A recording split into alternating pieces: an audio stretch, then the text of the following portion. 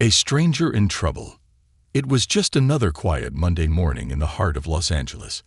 The sky was still waking up, the city still yawning through its early hums. On the edge of town, in a small family-run diner tucked between a rundown bookstore and an old gas station, Marcus Hill tied his apron for the start of what he thought would be another ordinary shift.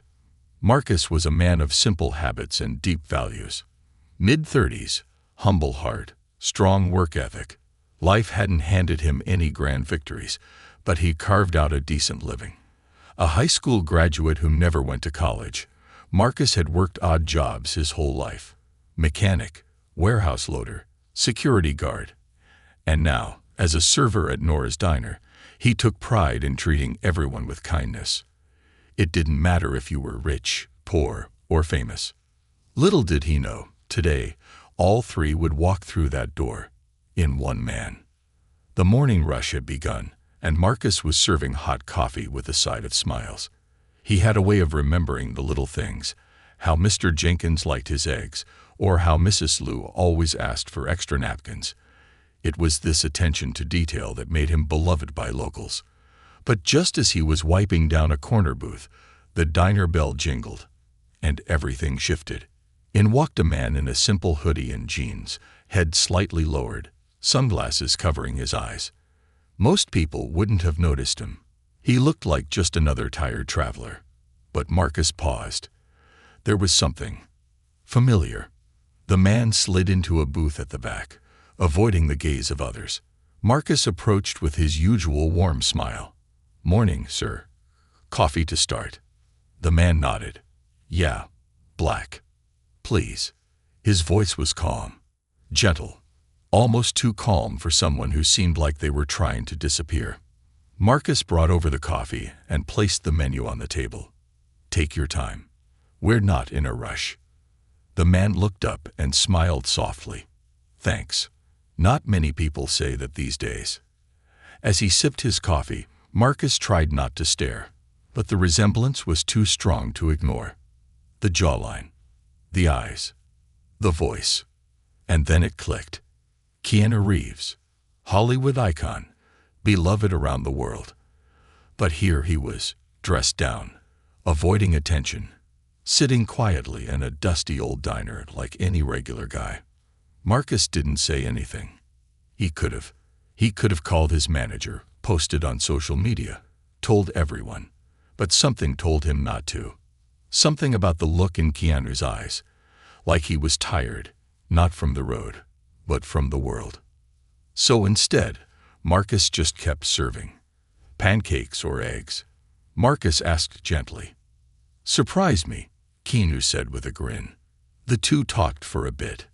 Nothing deep. Just surface-level conversation about the weather, the quietness of the diner, the old jukebox in the corner.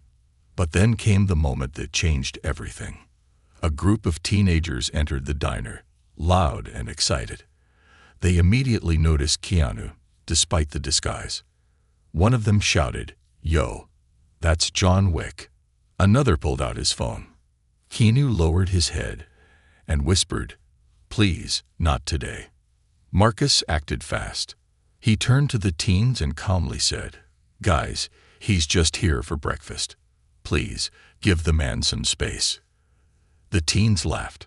"Simon, bro, it's Keanu freaking Reeves." But Marcus stood his ground. Everyone deserves peace. Just let him be. Reluctantly, the teens left, grumbling and laughing, but not before one of them mumbled, "Dude's a nobody trying to act like a hero." Keanu looked up at Marcus, eyes filled with something unspoken. Gratitude. "Thank you," he said softly. "No worries. I get it. Sometimes you just want to feel normal." Keanu nodded. "That's exactly it." But just as things settled, Marcus's manager, Greg, stormed over. A hard-faced man in his late 50s, Greg was obsessed with customer volume and profit margins. "What the heck was that, Marcus?" he barked.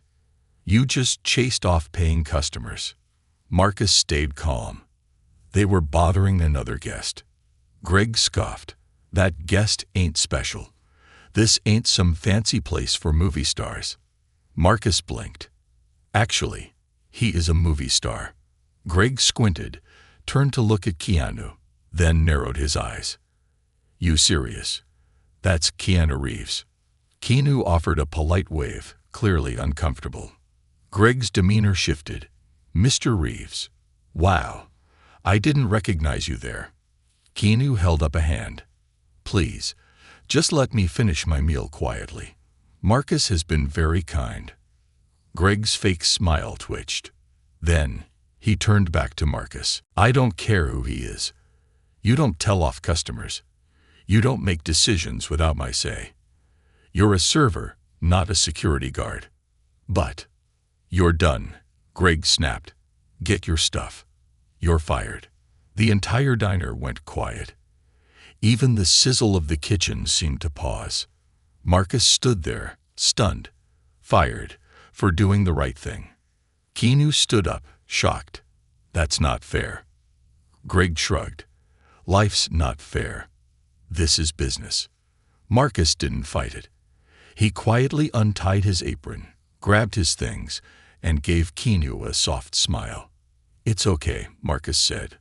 Really? Keanu looked like he wanted to argue, but Marcus simply patted his shoulder and walked out the door, jobless, unsure of what came next, but at peace with his choice. He didn't know that behind him, Keanu Reeves was already making a silent vow. This wouldn't be the end of Marcus's story. It was only the beginning. The man who disappeared, and the call that changed everything. The morning air outside the diner was brisk, and for the first time in years, Marcus Hill had no direction. The sound of the door closing behind him echoed deeper than it should have. Fired. Just like that. After all the early mornings, the double shifts, the overtime hours, gone with a single snap judgment from a man who never knew what kindness meant. Marcus walked the streets of LA with hands in his jacket pockets, head down but spirit strangely unbroken. He'd done the right thing. That meant something, right? It had to. But good deeds didn't pay rent. Good hearts didn't fill fridges. And principles didn't keep the lights on. Back in his small one-bedroom apartment, Marcus sat at the kitchen table in silence. The ticking of the wall clock felt louder than ever. Bills were piled on the counter. The fridge hummed emptily. And his phone. Dead. He hadn't been able to afford a new charger. His last paycheck was already stretched thin. He stared out the window as the afternoon sun began to dip behind the city's skyline. It was only yesterday he'd woken up with a plan. Now he had none. He reached for a worn notebook beside the toaster, his little journal of dreams. Inside were ideas he once jotted down during night shifts. Start his own cafe, open a community kitchen, maybe even write a book about the strangers he met in his line of work. But dreams had a way of looking further away when reality was too close. Meanwhile, back at the diner, Keanu sat frozen. He wasn't used to watching someone get punished for doing the right thing. Fame had given him protection, an invisible shield from the unfairness most people endured. But Marcus had no such shield. And still, he chose integrity over comfort. Keanu finished his coffee in silence. He paid his bill, generously tipping the cook, and walked out without another word to Greg. In his car, Keanu pulled out his phone. He had connections, and he knew what he had to do. He made one call to David Tran, a longtime friend and executive producer of several philanthropic projects in Los Angeles. David, Keanu said, I need a favor. There's a man you need to meet. His name's Marcus Hill. The next morning, Marcus woke up earlier than usual. Old habits die hard. No shift to get to, no uniform to iron, but his body moved with muscle memory. He stepped into the shower, letting the water wash over not just the grime, but the confusion. What now? When he got out, his phone, somehow charged again, was buzzing. Unknown number. He hesitated, then picked up. Hello? Is this Marcus Hill? A professional voice asked. Yes. Who's this? My name is David Tran. I'm calling on behalf of Keanu Reeves. Marcus blinked, gripping the phone tighter. Sorry. What? I understand you met Mr. Reeves yesterday. He spoke very highly of you. Said you lost your job because you stood up for him. Marcus gave a small chuckle. I guess that's one way to put it. Well, David continued, Mr. Reeves wanted to personally thank you.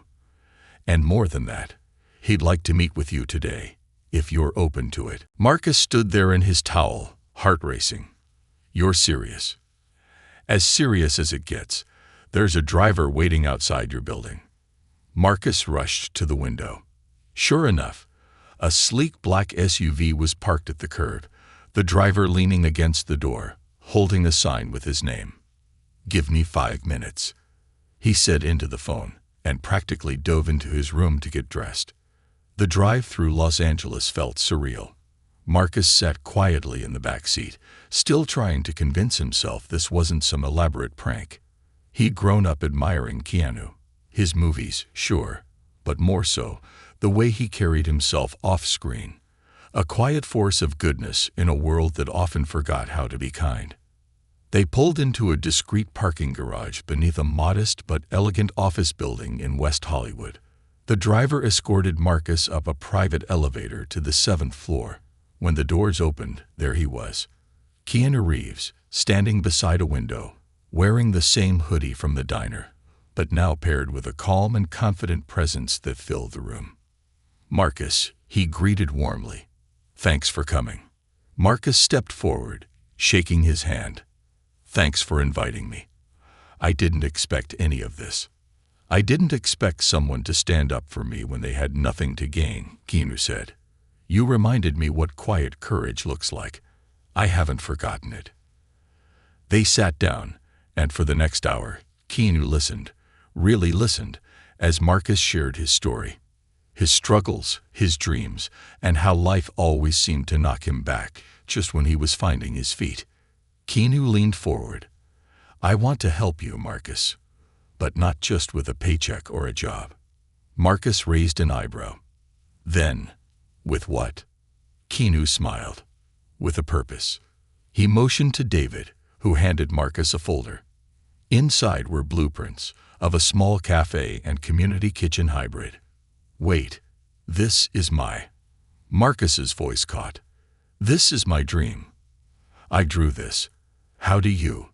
I found your notebook, Keanu said gently. You left it in the booth. I read through it. Hope you don't mind. I was inspired. Marcus blinked. You were inspired by me. I was. And I want to be part of making this happen. For you, and for everyone who walks through your future doors. Marcus stared down at the folder, speechless. I'll fund it, Keanu added. No strings. You'll run it, own it, grow it. But why? Marcus asked, almost whispering. You don't even know me. Keanu stood and placed a hand on Marcus's shoulder. Because the world needs more people like you, Marcus. And if I can help create a space where your kind of heart is the culture, that's the kind of world I want to live in. Tears filled Marcus's eyes. But for the first time in a long while, they weren't from sadness. That night, Marcus sat on his balcony, folder in hand, looking up at the stars. He thought about how fast everything had changed. How doing the right thing had cost him something, and yet given him something so much greater. He wasn't just jobless anymore. He was building something. And for the first time in years, Marcus Hill believed again. In kindness. In purpose. In himself. The blueprint of a new life. The morning light hit Marcus's face with a warmth that felt different. It wasn't just the sun. There was something inside him that had shifted. As he poured his first cup of coffee, the kitchen still looked the same. Cracked tile, humming fridge, that one flickering bulb above the sink. But he no longer saw it with tired eyes. There was hope now, laced into every corner. His dreams weren't tucked away in notebooks anymore.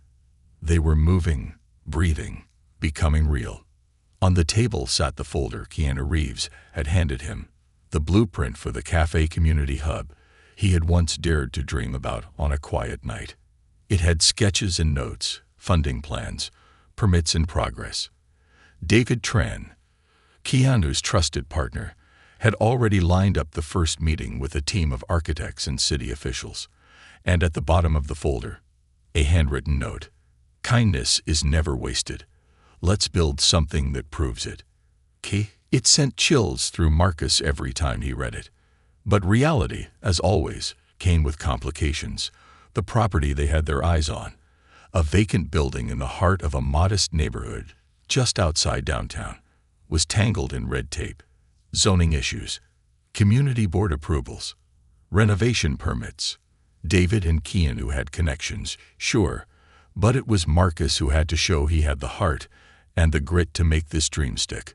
So, he got to work. The first time Marcus walked into the old building, it was like stepping into a memory not yet lived. Dust clung to every surface.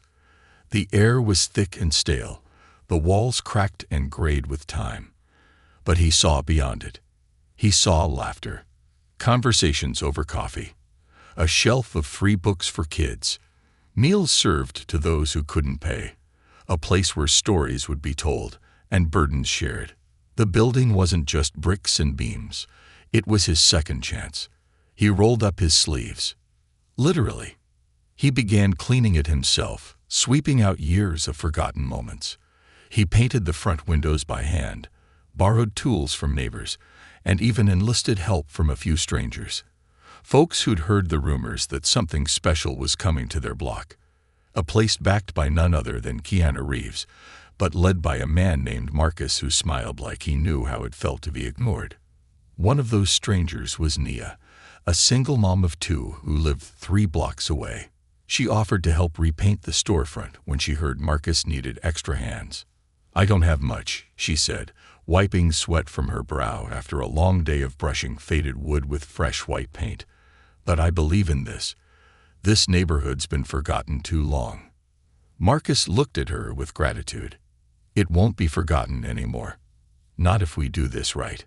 Together, they worked late into the evening. Marcus didn't have money to pay her yet, but he made sure she had a hot meal and walked her home safely afterward. It wasn't about transactions. It was about trust. Days turned into weeks. Word spread fast. The cafe to be was becoming a symbol, even before it opened. Local business owners started donating small supplies. A bakery 2 streets over offered to deliver leftover bread every morning. A college student who passed by every day dropped off a stack of old children's books. An elderly man named Mr. Reynolds, who used to own a jazz bar in the area, volunteered to play live music on opening day if he could still find his saxophone. The entire neighborhood was waking up. And Marcus?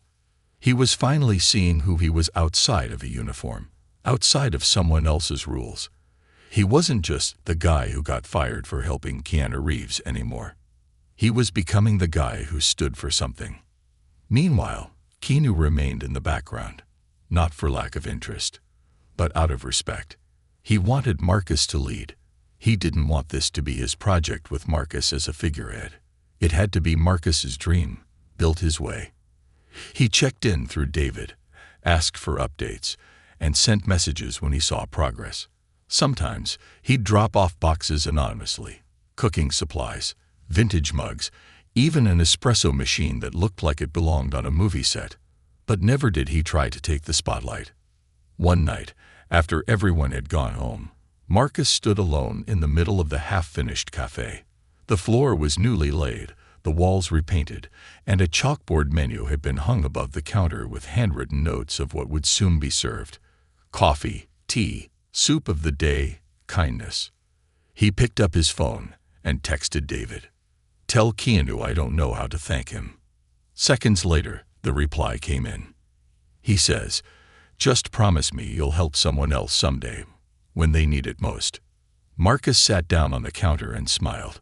It was simple, honest, so perfectly Keanu. And deep inside, he made that promise. But as the opening day drew near, not everyone was happy about Marcus's rise.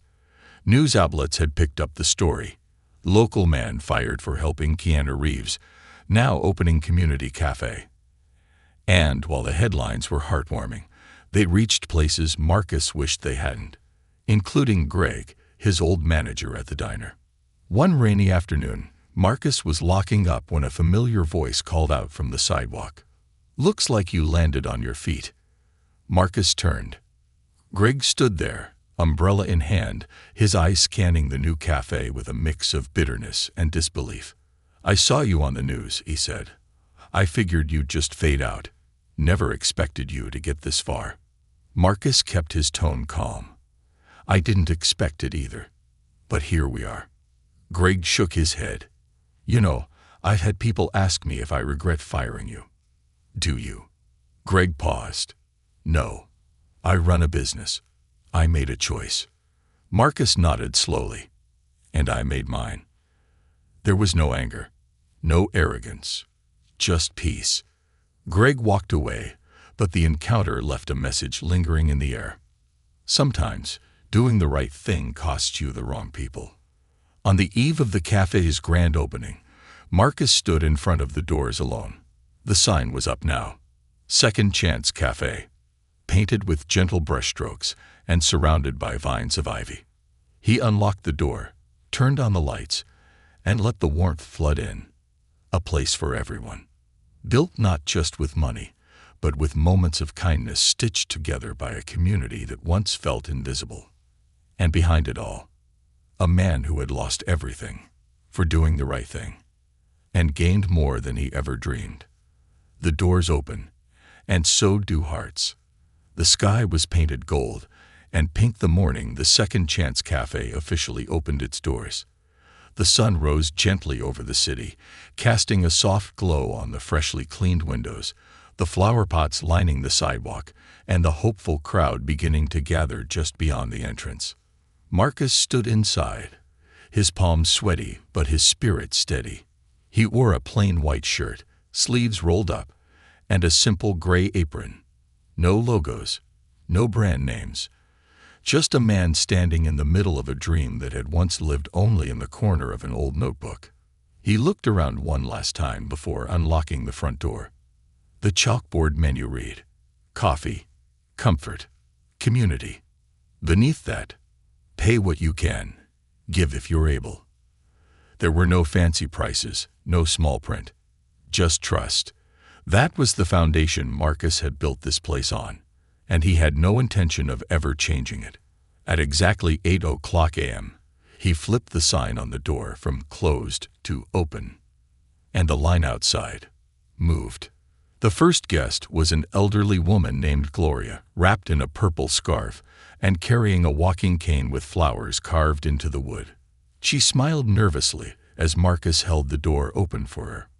"I heard about this place on the radio," she said. "They said you serve more than just coffee." Marcus smiled warmly. "We serve peace. And pancakes." She laughed. "I haven't had a hot breakfast in a long time." "Then sit wherever you'd like," Marcus said. "Today, you eat like royalty." By 9:00 a.m., every table was full. Locals who'd never spoken to each other before were now sipping coffee side by side, sharing stories and laughter. A young artist sat by the window sketching portraits of customers. A retired teacher was reading to a group of children in the corner. Someone began playing the old piano Marcus had found in a thrift store, its notes slightly off-key, but filled with soul. It wasn't a cafe. It was a living, breathing reminder of what community really meant. As the day wore on, Marcus continued serving with a full heart. He didn't sit, didn't slow, didn't stop smiling. This wasn't work, it was joy. Pure, soul-deep joy. And every time someone asked, "How much do I owe?" he'd say the same thing. "Whatever kindness is worth to you." Some people dropped cash in the donation jar. Others paid with a thank you, a handshake, or a promise to return the favor elsewhere. A single mother left a handwritten poem. A teenager left behind a sketch of Marcus surrounded by golden light. But the most unexpected gift arrived just before noon. A man in a baseball cap walked in quietly, trying not to be noticed, but Marcus recognized him instantly. Keanu Reeves. This time, without the hoodie, without the sunglasses, just himself. Real, calm, present. People gasped, but he raised a finger to his lips. "I'm not here for attention," he said softly. "Just breakfast." Marcus grinned. "Then you're in the right place." Keanu sat down at the corner table, the same seat where they had once spoken inside the diner. The full circle moment wasn't lost on either of them. Marcus brought over a plate of cinnamon toast, a fresh latte, and a folded piece of paper. "What's this?" Keanu asked. Marcus smiled. "Our mission statement. I wanted you to have the first copy." Keanu opened it and read aloud. "We believe a second chance isn't given. It's created through action, compassion, and courage. We believe no one is too lost to find home again. And we believe that kindness, when served hot, changes lives." Keanu looked up, his eyes misty. "You did it, Marcus." Marcus shook his head. "We did it." Outside, news crews had begun to show up, word having spread of the celebrity-backed cafe with a soul. Reporters wanted interviews, headlines, sound bites, but Marcus kept the focus on the people. He spoke of Gloria, the woman who'd found friendship that morning after years of isolation. He spoke of Nia, who now ran the children's story corner twice a week in exchange for groceries. He spoke of Louis, a formerly unhoused man who swept the cafe steps each morning, saying, "It gives me purpose." When they asked him about Keanu, Marcus smiled and said, "He helped me stand, but this community helped me walk." The cameras captured more than images that day. They captured a movement, a space not built for profit, but for purpose.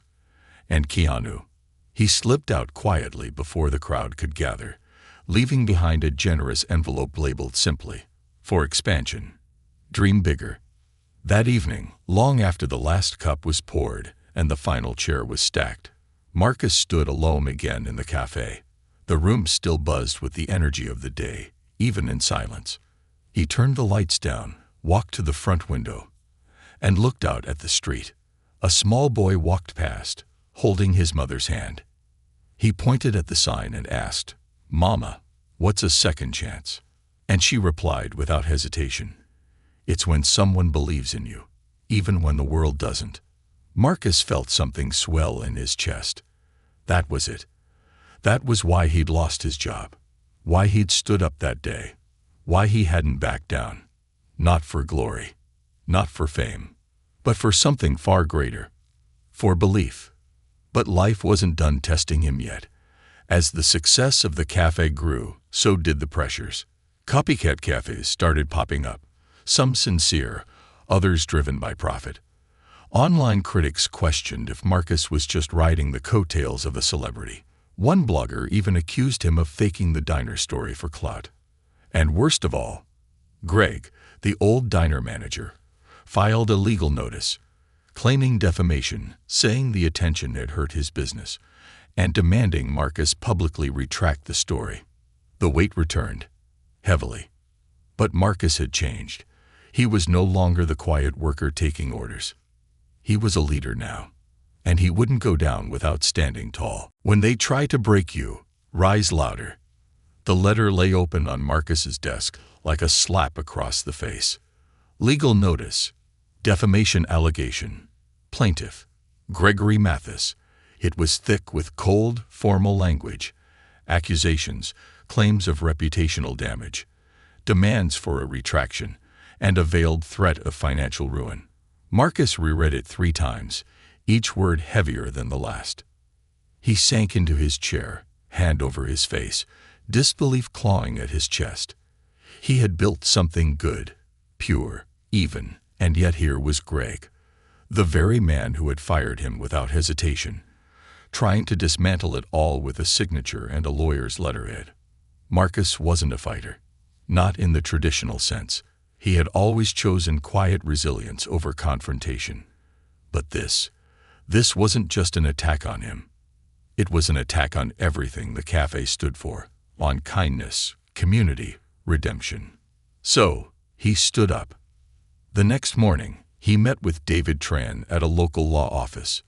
The building was modest, tucked between a laundromat and a dental clinic, but inside, the air was filled with strength and focus. David had brought in Amira Lopez, a pro bono attorney known for defending community causes.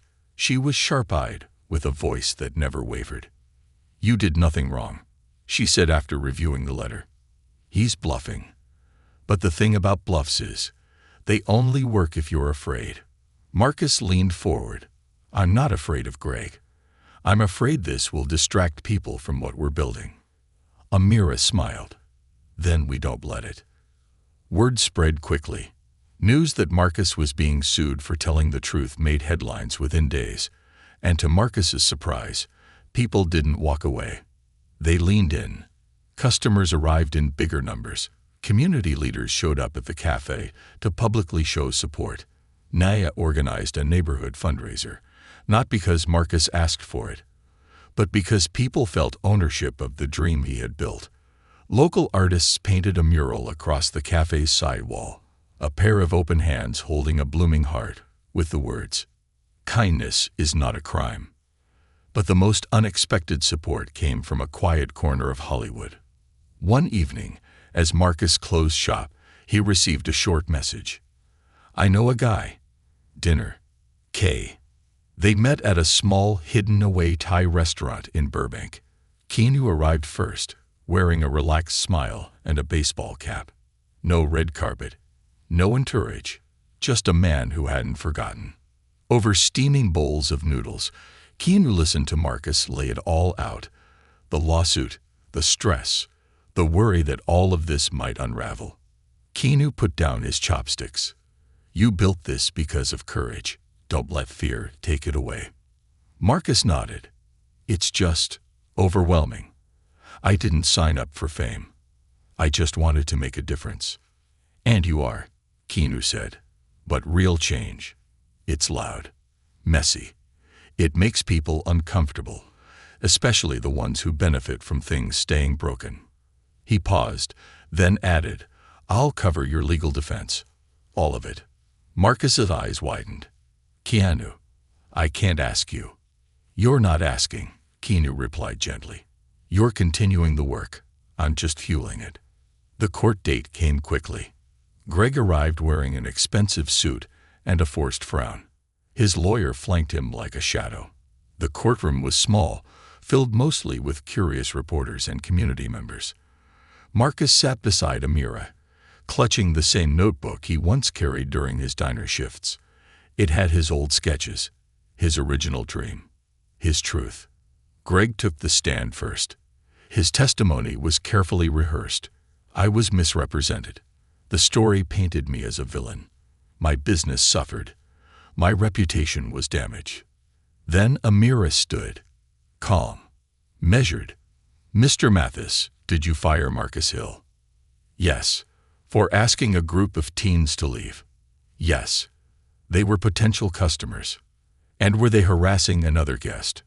Greg hesitated. "That's subjective." "Was that guest Keanu Reeves?" Greg shifted in his seat. "I didn't recognize him at first." "Do you dispute that Mr. Reeves has since publicly supported Marcus's story?" Silence. "Well?" "No." Amira turned to the judge. "Your Honor, the truth cannot be defamation. Mr. Hill has never profited off falsehoods. He was fired for an act of decency, and now stands as a symbol of what this community can be when people choose empathy over ego." The courtroom buzzed quietly. The judge, a woman in her 50s with kind but firm eyes, nodded. Case dismissed. Applause erupted. Greg stormed out, his face red with fury. But Marcus, he just sat there for a moment, breathing, letting the weight lift from his chest. He had stood tall in the storm, and now the sky was clear again. That night, back at the cafe, a crowd gathered under the soft glow of string lights. Marcus took the small stage they'd built for open mic nights and cleared his throat. "I never wanted attention," he began. "I wanted purpose. I wanted to believe that doing the right thing still mattered. And thanks to all of you, I do." He paused, eyes scanning the crowd. Gloria, Nia, Louis, even Mr. Reynolds holding his saxophone with pride. "This cafe isn't about coffee," Marcus continued. "It's about courage. And if this journey has taught me anything, it's that every act of kindness plants a seed." He raised a mug in the air. "To second chances." Everyone raised theirs back. But just as Marcus stepped down, someone approached him through the crowd. She was tall, with a confident stride and soft eyes. "Hi," she said. "I'm Eliza. I run a foundation that funds community-driven spaces across the country. I've been following your story closely." Marcus extended a hand, curious. "I think it's time your story inspired more than just this neighborhood," she said. "How would you feel about expanding?" Marcus blinked. "You mean more cafes?" Eliza smiled. "More second chances." His heart skipped. The dream was growing wings. And tomorrow it would fly. From second chances to something greater. Marcus Hill stood on the rooftop of the building across the street from Second Chance Cafe, looking down at the warm glow spilling out from its windows. The sun had set, but the evening was alive with laughter, conversation, and music drifting softly through the open doors. He could see families gathered at long tables, strangers sharing stories over hot meals, and a little girl twirling in front of the mural on the cafe wall, the one with the open hands and blooming heart. It felt surreal. Not long ago, he had walked out of a greasy diner with no job, no plan, and no idea what came next. Now he was looking at something he had built, something they had built, a space where people didn't just come to eat, but to heal, to connect, to start over. And the story wasn't ending here. It was only just beginning. The morning after the courtroom victory, Eliza, the foundation director, returned with a full proposal. Her foundation had quietly supported over 20 similar community-driven spaces across the country, but she confessed that none had sparked such genuine emotional momentum as Marcus's cafe. "People don't just see this as a place to eat," she said. "They see it as a place that believes in them, maybe for the first time in a long time. And that's worth growing." Marcus hesitated at first. Expansion wasn't part of the plan. He was just a guy who had lost his job for doing the right thing, not a businessman. But Eliza assured him the foundation would handle logistics and staffing. What they wanted was his heart, his vision. The same one he'd sketched in a fraying notebook, now coming alive in real time. She asked him to visit 3 cities, Detroit, Phoenix, and Charlotte, where vacant buildings waited for a purpose. And Marcus agreed. The tours were humbling. Each city had its own pulse, its own struggle. In Detroit, he met a group of teenagers running an underground poetry night. In Phoenix, he visited a women's shelter where meals were rationed too tightly. In Charlotte, a community of immigrants had built a garden in an abandoned lot, growing food for their neighbors. Everywhere he went, Marcus listened. He didn't come in with plans. He came in with presence, and that made all the difference.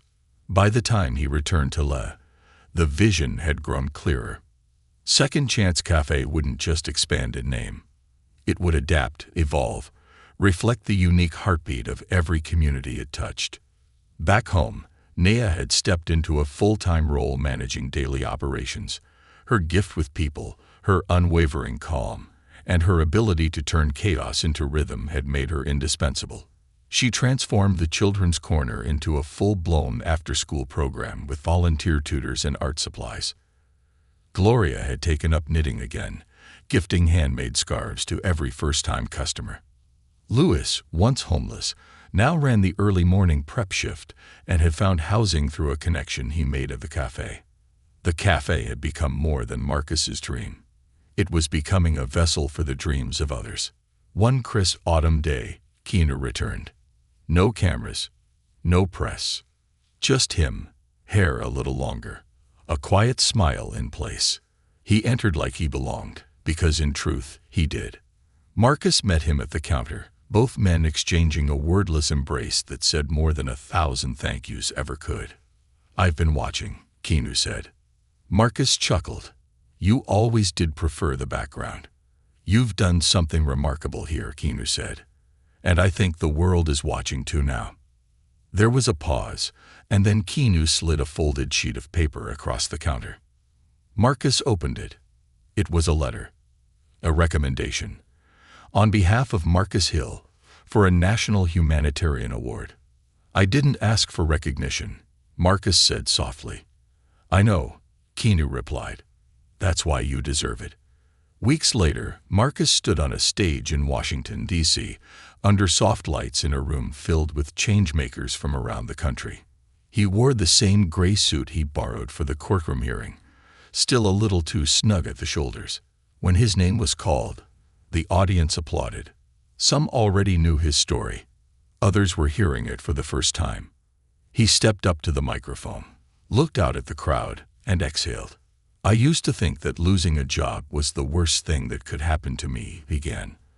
But now I know it was just the beginning. The beginning of a life where I didn't have to pretend anymore. Where I wasn't just someone clocking in and out, but someone creating change, even in small ways. He paused. Helping Keanu Reeves that day wasn't about fame. It was about doing what I hoped someone would do for me. And now, every day, I get to do that for others. Not because I have millions, not because I'm famous, but because I believe that kindness is a kind of wealth, one we should spend freely. The room rose to its feet. Back in La, a new sign had been added just inside the cafe door. It read, Born from a fired man's courage, fueled by a stranger's gratitude, and built by a neighborhood that believed. Welcome to your second chance. Marcus still wiped tables. He still refilled coffee. He still greeted guests like old friends, because fame hadn't changed him. It had revealed him. And every now and then, someone would sit in that back booth and ask, You're the guy from the story, right? And Marcus would smile and reply, Which one?